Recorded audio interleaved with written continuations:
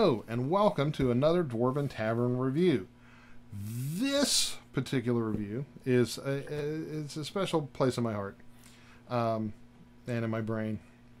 And it is called The Seventh Circle from Pelgrane Press. And it is a Fear Itself Trail of Cthulhu module. And it's really cool because the Call of Cthulhu thing, you may or may not know this about me, but my PhD is, because I am Dr. Jeff Goins, and my PhD involves the paranormal and parapsychology and the like. So ghost hunting is something, I'm a book reviewer by day or a game reviewer by day and a ghost hunter by night. So, and it's a fun and exciting, and it's a very serious field. Nothing like you'd see on the reality shows, guaranteed. But I'm not going there. I'm going here, and this is called The Seventh Circle. It's a Trail of Cthulhu book, and the Trail of Cthulhu is it doesn't seem like it would be hard to follow, having footprints the size of elephants. But anyway, this is very X-Files, Cthulhu feeling book. I will say right off the bat that it's creepy. It's good and scary. They did a bang up job. I'm giving full marks for the fear factor. And by fear factor, I don't mean you have to eat like housefly milkshakes or anything like that. It's just a really scary book, and it has some really interesting features. The artwork is good. I'm going to give it 4 axes for the artwork because the artwork's okay. I mean, it's nothing remarkable, but it's good. And it's got some maps in it. It's not replete with maps, but it does have some maps in here, like on page 64. It's got these guys and their sacred geometry, and it's got a real metaphysical bend. And I know what I'm talking about because I studied metaphysics and quantum physics and all that good stuff.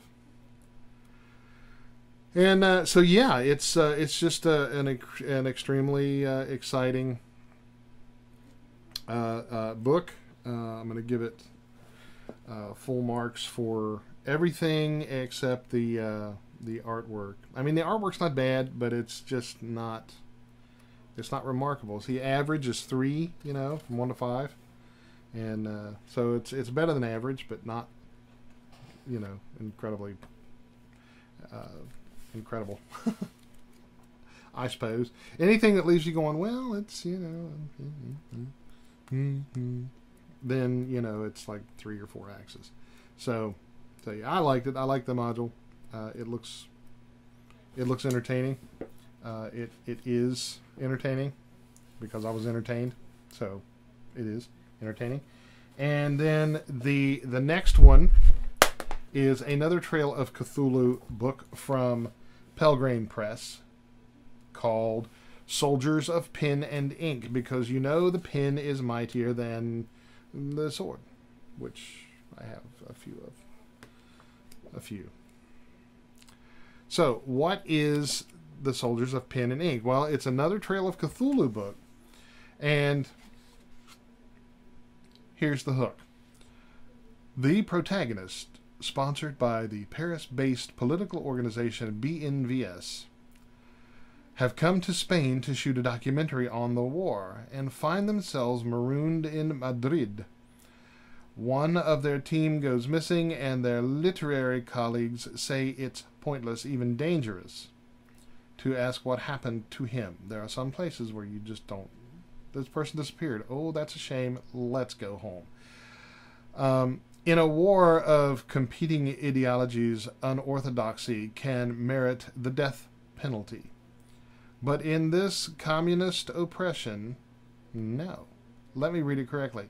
But is this communist oppression or something more sinister? Well, some would say there isn't anything more sinister than communist oppression. Just ask any one of the millions of people that, Lenin wasn't fond of. Or Stalin.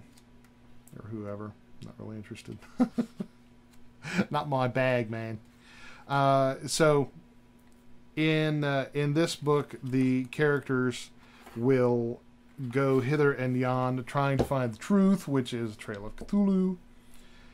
You're always trying to find the truth, and so forth. So let's take a look.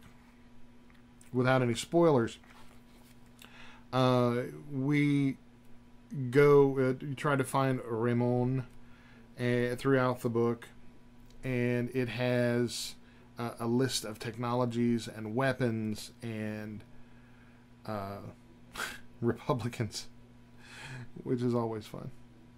And I'm not a Democrat either, so I'm a mystery. I'm an enigma.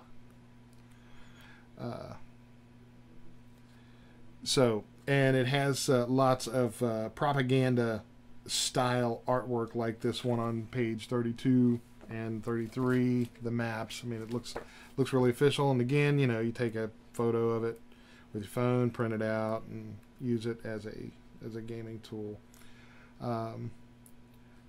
It lists the disaffected, the print works, the radio chained Madrid, latitudes of acceptance, and all these different